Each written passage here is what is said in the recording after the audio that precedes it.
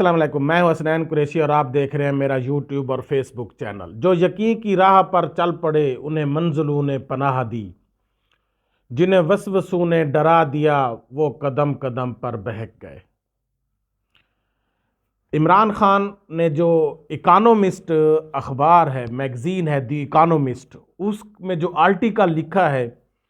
उसने बड़े बड़ों की चीखें निकलवा दी हैं। पूरे मीडिया पर चीखों पुकार जारी है, सोशल मीडिया पर चीखों पुकार जारी है, पीएमएलएन पीपी या सब लोगों की तरफ से चीखों पुकार जारी है। उसकी डिटेल भी मैं आपको बताता हूं। और इमरान खान आज फिर सुप्रीम कोर्ट जा पहुंचे, वो उसकी क्या डिटेल है उसके बारे में मैं आपको बताता हूं। और तीसरे नंबर पर सेनेटर मुश्ताक गनी ने इलेक्शन बर वक्त करवाने और 8 फरवरी की जो डेट है उसी डेट को करवाने के लिए आज सेनेट में करारदाद जमा करवा दी है। उसका क्या हुआ उस पर भी मैं डिस्कस करता हूं। इनकी तफसील से पहले आप दोस्तों से यह गुजारिश है कि मेरे चैनल को सब्सक्राइब करें, लाइक करें, शेयर करें। शुक्रिया। आज पहले तो सेनेटर मुश्ताक गनी की बात को डिस्कस करते हैं कि सेनेटर मुश्ताक गनी ने आज करारदाद जमा करवाई है सेनेट ऑफ पाकिस्तान में कि जो इलेक्शन है वो बर वक्त करवाए जाएं। और जो दिलावर खान ने जो कल करारदाद जमा करवाई थी कि इलेक्शन पोस्टपोन किए जाएं, उसको ख़त्म किया जाए, उसको कैंसिल किया जाए। और उन्होंने सुप्रीम कोर्ट का हवाला भी दिया कि सुप्रीम कोर्ट ऑफ पाकिस्तान भी इस बारे में अपना डिसीजन दे चुकी है और पाकिस्तान की बका भी इसी में है कि जमहूरियत की बका भी इसी में है कि इलेक्शन वक्त पर होने चाहिए। और मीडिया और पाकिस्तान का सारे इस बात पर भी हैरान और परेशान है कि 14 लोगों के कोरम को, जो कि चेयरमैन सेनेट साहब को पता भी था, उन्होंने कैसे भाग कर, उनको पता भी था कोरम पूरा नहीं है, लेकिन फिर भी उन्होंने भाग कर 14 मेंबरान की मौजूदगी में से, जिनमें से 2-3 ने मुखालफत भी की, उसको एक्सेप्ट कर लिया, रेजोल्यूशन को पास कर लिया। ये सब के लिए हैरान कुन बात है। और हामिद मीर साहब ने भी इस बात की तरफ पॉइंट आउट किया है कि वो कहते हैं मैं वहाँ मौजूद था और हमें चकमा देकर चेयरमैन सेनेट साहब से निकले हैं और वहाँ पर गए हैं, सेनेट की जो उनका असम्बली है वहाँ गए हैं और वहाँ पर जल्दी से किसी को पता ही नहीं चला। हम भी हैरान और परेशान रह गए, हम तब पता चला जब वो करारदाद मंजूर हो चुकी थी। तो ये सब के लिए हैरान कुन है। हालांकि ये अखलाकी तौर पर चेयरमैन सेनेट साहब को ये जेब भी नहीं देता था कि इस करारदाद को वो मंजूर करते, पास करते। वो फ़ौरन कह देते कि 14 मेंबरान की मौजूदगी में मैं कैसे कोई करारदाद एक्सेप्ट कर सकता हूँ, मंजूर कर सकता हूँ। ये सब के लिए बहस शर्म है। और आज मुश्ताक गनी साहब ने उसके अगेंस्ट फिर अपनी करारदाद जमा करवा दी है कि इलेक्शन बर वक्त होने चाहिए और वो जो 14 लोगों की मौजूदगी में करारदाद पेश की गई उसको ख़त्म किया जाए। वो हम सब के लिए बहस शर्मिंदगी है। और आप देखें, वो जब इजलास होगा तब उस करारदाद को देखा जाएगा और उस इजलास का वो हिस्सा भी होगी। और अल्टीमेटली होना यही है कि इस करारदाद को भी एक्सेप्ट किया जाएगा, क्योंकि जितनी इन पर इनकी शर्मिंदगी इनको उठाना पड़ी है, तो इस करारदाद का अब कोई कानूनी जवाब भी नहीं बचता। और सुप्रीम कोर्ट, इलेक्शन कमीशन भी कह चुका है कि हम सेनेट की बात नहीं मानेंगे, हम सुप्रीम कोर्ट को ही मानेंगे और हमने जो इलेक्शन का शेड्यूल दिया है उसी पर इलेक्शन करवाएंगे। दूसरा, आज इमरान खान पार्टी चेयरमैनशिप से जो उनको हटाया गया था इस्लामाबाद हाई कोर्ट की तरफ से 6 दिसंबर 2023 को, और उसका फैसला कलअदम करार देने की इस्तदा की है, सुप्रीम कोर्ट में पहुंचे हैं। क्योंकि इमरान खान का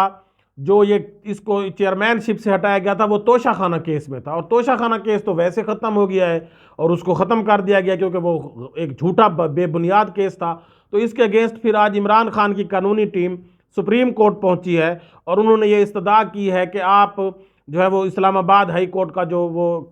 इमरान खान को पार्टी चेयरमैनशिप से हटाने का फैसला था उसको कलअदम करार दें। और आप ही हमारा केस, कलअदम करार नहीं भी देते तो आप हमारा केस सुने, या आप लाहौर हाई कोर्ट को हमारा केस फुल बेंच को या उनके बेंच की तरफ मुंतकिल कर दें, क्योंकि इस्लामाबाद हाई कोर्ट जो है वो बहस नहस का मुजाहरा कर रही है और हमारे जो है वो केसेस या तो पेंडिंग रखती है या सुनती नहीं है, या हमारे अगेंस्ट इन्होंने फैसला दिया है, हमें उस पर एतमाद नहीं है। या तो आप सुप्रीम कोर्ट में हमारे केस को सुना जाए या फिर हमारी जो इस केस को लाहौर हाई कोर्ट में मुंतकिल कर दिया जाए। और लास्ट पर जो इकोनॉमिस्ट में इमरान खान का आर्टिकल छपा है उसने बड़े बड़ों की चीखें निकलवा दी हैं। तमाम सोशल मीडिया पर ये पीएमएलएन पीपी और ये फजलुर रहमान के जितनी भी जमातों के कैंडिडेट वगैरह हैं वो बड़ा इसका शोशा उड़ा रहे हैं कि जी इमरान खान ने ये कर दिया, वो कर दिया, आर्टिकल क्यों लिखा, फलां कर दिया। अगर देखा जाए तो आपको चीखना उस वक्त चाहिए था जब उसामा बिन लादेन को अमेरिका ने आकर आपके इलाके में मारा था और वहां से वो ले गए थे, उस वक्त चीखना चाहिए था। अब इमरान खान ने तो सिर्फ आर्टिकल लिखा है कि जी हमारे जो इलेक्शन फ्री एंड फेयर करवाए जाएं और मेरी जो हुकूमत गिराई गई थी, वो पहले भी यही बात करते हैं, अब भी उन्होंने यही किया कि जी वो बाजवा साहब और जो अमेरिका की बुनियाद पर इन दोनों के मिली भगत से मेरी हुकूमत के खिलाफ अदम एतमाद लाया गया। और आर्टिकल में उसने इलेक्शन को एक जो है पाकिस्तान में जो इलेक्शन हो रहे हैं 2024 उसको एक फ्रॉड का नाम दिया कि एक पार्टी के ऊपर जुल्म सितम ढाया जा रहा है, जो मुल्क की पॉपुलर पार्टी है उसके कैंडिडेट को कागजात नामजदगी जमा नहीं करवाने दिया जा रहा, उसके फिर तईद कुनिंदा और तजवीज़ कुनिंदा को उठाया जा रहा है, उसको हर महाज पर उनके घरों में घुसकर खवातीन को टार्चर किया जा रहा है, उनके कैंडिडेट को हरासा किया जा रहा है, उनके कागजात नामजदगी बिला जवाज़ मुस्तरद किए जा रहे हैं। तो ये बातें तो सब किसी से ढकी छुपी है नहीं, पहले भी सबको पता है। तो इस बुनियाद पर इमरान खान ने जो है वो, और जो इंतज़ामिया है द इकानोमिस्ट की, उन्होंने इस बात की तस्दीक की है कि हमने वो जो आर्टिकल छापा है, हमने पहले वेरीफाई किया था कि वो इमरान खान के हाथ की लिखी हुई तहरीर थी और इसी बुनियाद पर ही हमने वो आर्टिकल पब्लिश किया। लेकिन इंतज़ामिया का कहना है कि हम खुद भी हैरान और परेशान हैं कि हमने जब इस आर्टिकल को पोस्ट किया और हम अब तक ट्रंप के आर्टिकल, ट्रंप साहब के, डोनाल्ड ट्रंप के, मोदी के, यूक्रेन रशिया इशू पर, फ़लस्तीन इसराइल इशू पर हम बहुत से आर्टिकल पोस्ट कर चुके हैं, बहुत काफ़ी अरसे से, लेकिन कोई भी आर्टिकल हमारा 1 लाख जो है वो पोस्ट जो है जब हम उसकी पोस्ट करते हैं तो 1 लाख व्यूज से ऊपर नहीं गया। लेकिन इमरान खान के आर्टिकल पब्लिश करने में एक ही दिन के अंदर वो 4,93,000 व्यूज उस पर आ चुके हैं, वो रीड किया जा चुका है। तो वो खुद इकानोमिस्ट की इंतज़ामिया भी हैरान और परेशान है कि इमरान खान क्या बला है, क्या चीज़ है कि उसके चाहने वाले इतने लोग मौजूद हैं कि आज तक हम हिस्ट्री में हमारे इकानोमिस्ट अखबार का कोई आर्टिकल उसकी रीच 1 लाख से ऊपर नहीं गई, और इमरान खान के आर्टिकल को जो अब हमने पोस्ट किया है वो 4,93,000 से अबव हो चुका है उसकी रीच। और ये वो खुद हैरान और परेशान है, और लाजमी तौर पर पूरी दुनिया में फिर ये एक पैगाम भी जाता है कि उसकी फ़ैन फॉलोइंग, उसके चाहने वाले इतने लोग मौजूद हैं। ये तो इकोनॉमिस्ट तो परेशान है ही है। अगर इकोनॉमिस्ट को ये देखा जाए, उसको बताएं, उसको पता शायद नहीं चला कि एक मलकू ने अपने गाने में उसका एक छोटा सा टप्पा शामिल किया और वो इस वक्त टी सीरीज 3 मलकू 6,000 मिलियन फॉलोवर वाला, और वो टी सीरीज 300 कुछ मिलियन फॉलोवर, 334 मिलियन फॉलोवर वाला टी सीरीज पीछे रह गया, और मलकू के गाने के व्यूज लाखों करोड़ों तक पहुंच चुके हैं, और वो उसी एक गाने ने मलकू को करोड़पति बना दिया है। तो इस तरह इमरान खान की फैन फॉलोइंग इस वक्त इंतहाई पीक पर है, क्योंकि लोग ये समझते हैं कि इमरान खान इस वक्त एक फ्रीडम फाइटर है और वो राइट पर है, और लोग उसको फॉलो इसीलिए करते हैं क्योंकि